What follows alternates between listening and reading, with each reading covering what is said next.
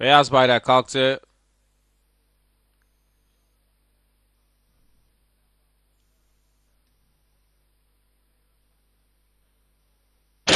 Start verildi ve İstanbul'da son koşu başladı çıkışta.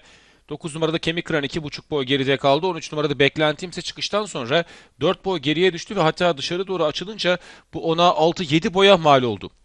Koşunun liderliğini ise 8 numaralı Kızık Bey'i aldı. 1,5 boyda fark yaptı. İkinciliğe dış kulvardan gelen 10 numaralı Efe Baba sarktı. Efe Baba'nın yarım boy kadar gerisinde dış kulvarda 14 numaralı Peker Pekmez, içeride 1 numaralı 7 Karanfil var.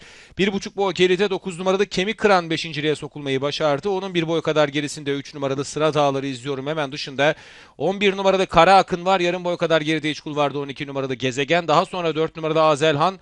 İçeride ise 2 numaralı Hasan abi sırasıyla atlar son 600 metreyi geçmek üzere. 8 numaralı Kızık Bey'i bir boy farkla liderliğini sürdürüyor. 14 numaralı Peker Pekmez düzlüğe çıkılırken ikinci sırada onun 1,5 boy gerisinde dış kulvarda 9 numaralı Kemik Kıran var. Kemik Kıran'ın yarım boy kadar gerisinde dış kulvarda yine 11 numaralı Kara Akın'ı görüyorum. Yanından Azelhan Hata kalkıyor. Koşuda son 400 metre geçildi. 8 numaralı Kızık Bey liderliğini sürdürüyor. 2 numaralı Hasan abi ortada kendini gösterdi. Dışarıdan Efe Baba'nın, onun yanından da 11 numaralı Kara Akın'ın, en dış kulvardan Azelhan'ın çabalarıyla atlar son 200 metreye yaklaşıyor. Kızık Bey ile içeriden gelen Hasan abi yakaladı liderlik. Şimdi 2 numaralı Hasan abiye geçmek üzere. Tekrar Kızık Bey'i tazeledi. Başa baş oldu. Hasan abiyle onların dışından 11 numaralı Kara Akın'ın atakları var. Son 50 geçildi. 3 at başa baş. Ortada Kızık Bey, içeride Hasan abi mücadelesinde. Kızık Bey'i ve yanındaki Hasan abi potoyu beraber geçtiler birincilik için.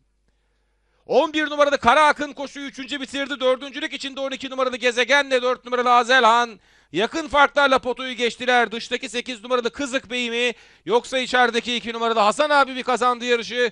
Bunun kararını varış hakemleri verecek.